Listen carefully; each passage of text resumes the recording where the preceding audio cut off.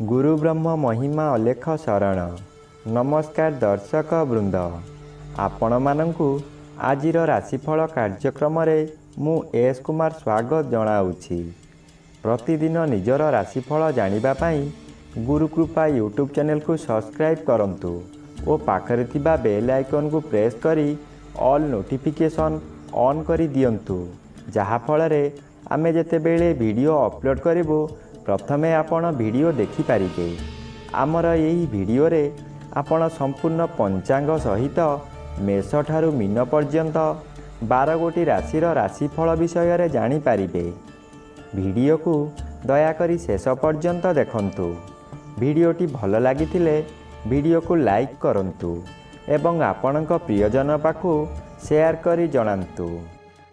एबे आसंतु जानिबा आज दिनर संपूर्ण पंचांग विषय। आज इंग्राजी 2026 मसीहा मई मास 31 तारिख रविवार, दिल्ली स्वराब्दा सन 1436 साल, स्वाधीन भारताब्द 79 वर्ष, महिमाद 199 वर्ष। उत्कल गजपति श्री श्री गजपति दिव्य सिंहदेव महाराजांकर 69 अंक।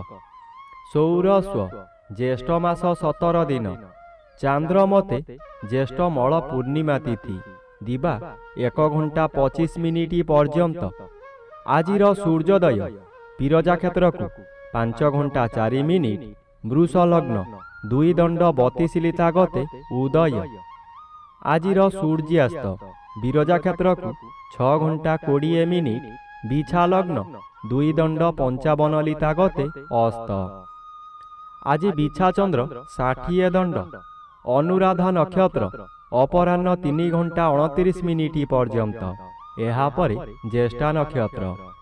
आज जन्मित शिशुर बिछा राशि विप्रवर्ण देवगण, अपराह्न 3 घंटा 29 मिनिट गते दानवगण। आज मृत व्यक्तिर 1 पाद पुष्कर दोष। निषिद्ध खाद्य आज आमिष, बिरी, मसूर, अदा, निम्ब, दग्धद्रव्य और दिवा 1 घंटा 25 मिनिट ठारू पानी कखारु भोजन निषेध अटे। आजिर अमृत जोग अपराह्न 4 घंटा 33 मिनिट गते 5 घंटा 20 मिनिट मध्य। आजिर महेंद्र जोग प्रातः 5 घंटा 54 मिनिट गते 8 घंटा 55 मिनिट मध्य, दिवा 9 घंटा 32 मिनिट गते 11 घंटा 19 मिनिट मध्य, अस्तरु रात्रि 8 घंटा 6 मिनिट मध्य एवं रात्रि 11 घंटा 28 मिनिट गते 1 घंटा 9 मिनिट मध्य। आजिर काल बेला एवं 12 बेला, दिवा 10 घंटा गते 1 घंटा 16 मिनिट मध्य। आजिर काल रात्रि रात्रि 1 घंटा 10 मिनिट गते 2 घंटा 32 मिनिट मध्य। आजिर राहु काल अपराह्न 4 घंटा 30 मिनिट ठारू 6 घंटा मध्य। आजिर घात चंद्र नाही, अपराह्न 3 घंटा 29 मिनिट मध्य कर्कट राशिर घात नक्षत्र। घात तिथि नाही। मेष राशिर घात 12। प्रिय बंधुगण, एबे आसंतु जानिबा मेष ठारू मीन पर्यंत 12 गोटी राशिर राशिफल विषय। राशिचक्र प्रथम राशि मेष राशि। आज मेष राशि जन्मित व्यक्ति मानक सकाशे अष्टम स्थान रे चंद्र गोचर करुछंती, अशुभ फल मिलिबो। अष्टम स्थान आयु स्थान और मारक स्थान। चंद्र एपरी एक ग्रह मृत्यु को मध्य मारी पारे। चंद्र अष्टम रे भ्रमण करुथिबा समय रे बहु दुर्घटना मध्य घटाई पारे, ताहा मानसिक हेउ किंबा शारीरिक। आज निजकु सतर्क न रहिले निज गोड़े निजे कुराड़ी मारिबा सदृश्य हेब। एणु मन को शांत रखंतु, आपणकर व्यवहार ठीक रखंतु। एबे आसंतु जानिबा राशिचक्र द्वितीय राशि वृष राशि विषय। आज वृष राशि जन्मित व्यक्ति मानक सकाशे सप्तम स्थान रे चंद्र गोचर करुथिबारु शुभ फल मिलिबो। आज आपणक परिवार मध्यरे हस खुशीर उत्तम वातावरण आसीबो। यही समय रे आपणक जन्मस्थान ठारू दूररु खुशी खबर मिलिबो। आपणकर आय वृद्धि हेबो। ସ୍ୱାମୀ କିମ୍ବା ସ୍ତ୍ରୀ ଜଣେ ଅନ୍ୟ ଜଣଙ୍କୁ ନିବିଡ଼ ଭାବରେ ଭଲ ପାଇବେ। ଆପଣ ଯାହା ବ୍ୟବସାୟ କରୁଛନ୍ତି ତହିଁରେ ଆଶାଠାରୁ ଅଧିକ ଆୟ ହେବ। ଭବିଷ୍ୟତ ସକାଶେ ସଞ୍ଚୟ ହେବ। ଏବେ ଆସନ୍ତୁ ଜାଣିବା ରାଶିଚକ୍ରର ତୃତୀୟ ରାଶି ମିଥୁନ ରାଶି ବିଷୟରେ।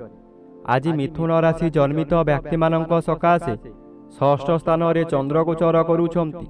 ଷଷ୍ଠ ଚନ୍ଦ୍ର ବଳବାନ ଚନ୍ଦ୍ର, କିନ୍ତୁ ଅନ୍ୟ ଗ୍ରହ ଦ୍ୱାରା ବାଧା ପାଉଥିବାରୁ ପାରିବାରିକ କଳହ ହେବ। କର୍ମରେ ବିଫଳତା ଆପଣଙ୍କର ଜ୍ଞାତି ଶତ୍ରୁମାନଙ୍କ ଦ୍ୱାରା ହେବ।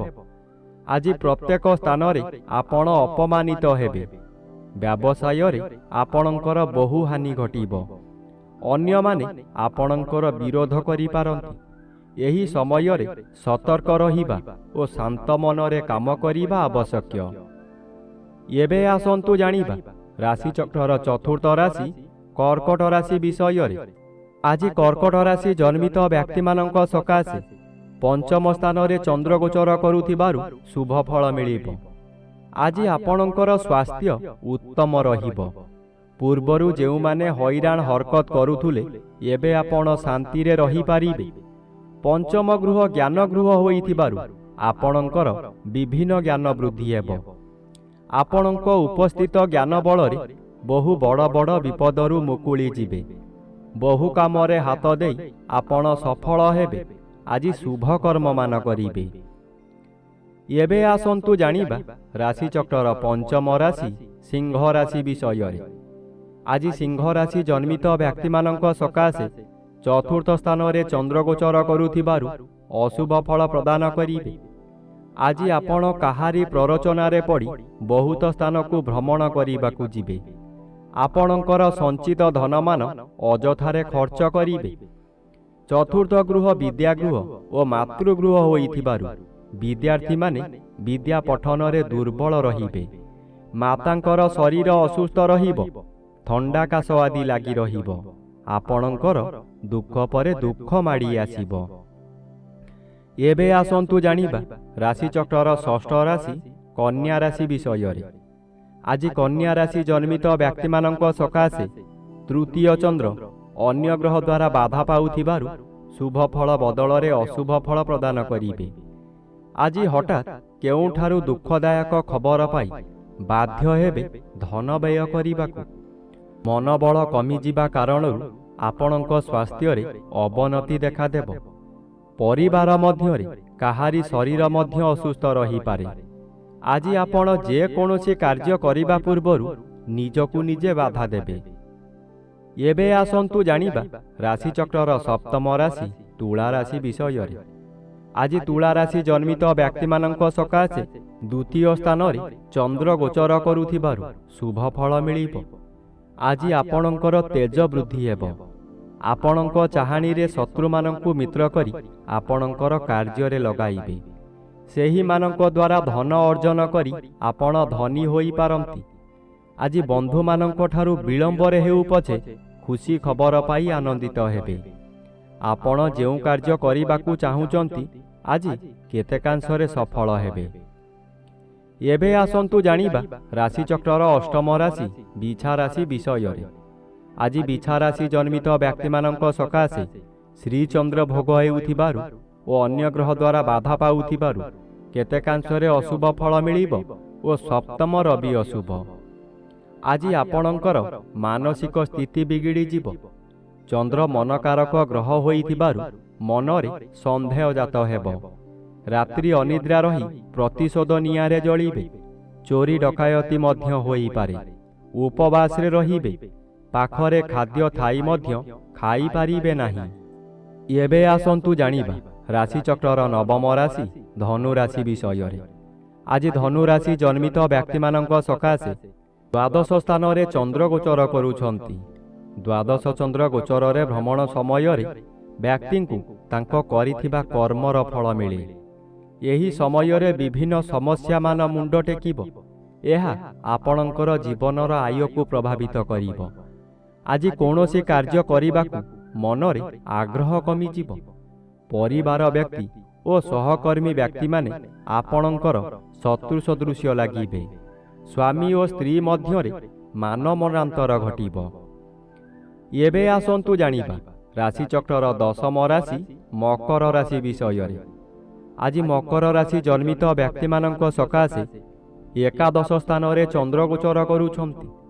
ଏକାଦଶ ଚନ୍ଦ୍ର ବଳଶାଳୀ ଚନ୍ଦ୍ର। ଆଜି ଆପଣଙ୍କୁ ଅଚାନକ ଶୁଭ ଖବର ମିଳିବ। ବ୍ୟବସାୟୀମାନେ ଏହି ସମୟରେ ଆଶାଠାରୁ ଅଧିକ ଲାଭବାନ ହେବେ। ପୂର୍ବରୁ ଯେଉଁ କାର୍ଯ୍ୟ ସକାଶେ ଆପଣ ଅପେକ୍ଷା କରି ହତାଶ ହୋଇଥିଲେ ସେ କାର୍ଯ୍ୟ ଆଜି ହିଁ ପୂରଣ ହେବ। ପରିବାର ମଧ୍ୟରେ ସ୍ୱାଦିଷ୍ଟ ଭୋଜନ ପ୍ରସ୍ତୁତ କରିବା ସହିତ ଅତିଥି ବନ୍ଧୁମାନଙ୍କୁ ନିମନ୍ତ୍ରଣ କରି ଆପ୍ୟାୟିତ କରିବେ। ଏବେ ଆସନ୍ତୁ ଜାଣିବା ରାଶିଚକ୍ରର ଏକାଦଶ ରାଶି କୁମ୍ଭ ରାଶି ବିଷୟରେ। ଆଜି କୁମ୍ଭ ରାଶି ଜନ୍ମିତ ବ୍ୟକ୍ତିମାନଙ୍କ ସକାଶେ ଦଶମ ଚନ୍ଦ୍ର ବାଧାପ୍ରାପ୍ତ ଅଛନ୍ତି। ଶୁଭ ଫଳ ବଦଳରେ ଅଶୁଭ ଫଳ ମିଳିବ। ଆଜି କର୍ମକ୍ଷେତ୍ରରେ ଅପଯଶ ଅପମାନ ମିଳିବ। ଦୁର୍ନାମ ଆପଣଙ୍କର ପିଛା ଛାଡ଼ିବ ନାହିଁ। ସଫଳତା ପାଉଥିବା କାର୍ଯ୍ୟରୁ ବିଫଳତା ମିଳିବ।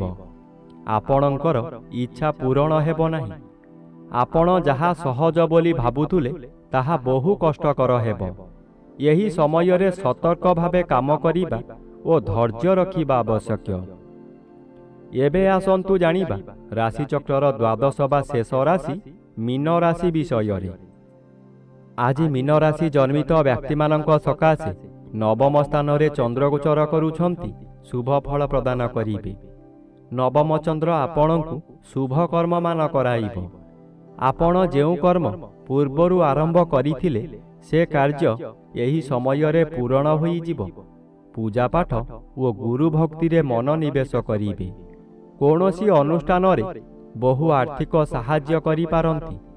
ବିଭିନ୍ନ ମହଲରୁ ପ୍ରଶଂସାମାନ ମିଳିବ। ଆଜି ପରିବାର ଗୁରୁଜନମାନେ ଆପଣଙ୍କୁ ଆଶୀର୍ବାଦ କରିବେ। ଦୈବୀ କୃପା ଠିକ୍ ସମୟରେ ମିଳିବ।